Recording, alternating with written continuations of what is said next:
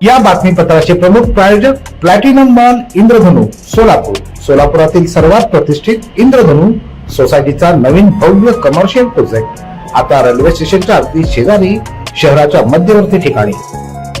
सेवानिवृत्तीच्या उंबरठ्यावर असताना देखील 40,000 रुपयांची लाच स्वीकारण्याचा मोह नायब तहसीलदारांना सुटला नाही.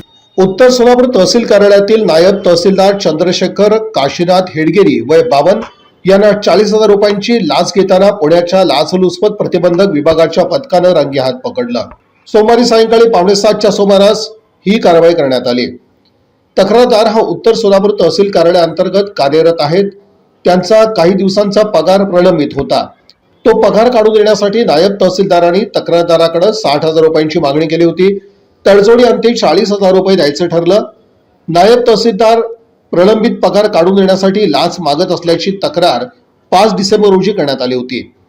तडजोडी अंती ठरलेली रक्कम नायब तहसीलदारांनी सोमवारी मागितली होती. शासकीय कामकाज संपवून घरी जाण्यापूर्वी सायंकाळी 6:45-7च्या सुमारास कार्यालयातच नायब तहसीलदारांनी लाच स्वीकारली. त्यावेळी पुण्याच्या लाचलुचपत प्रतिबंधक विभागाचे पोलीस निरीक्षक प्रवीण निंबाळकर यांच्या नेतृत्वातील पथकानं नायब तहसीलदारास त्याच्याच कार्यालयात रंगेहात पकडलं.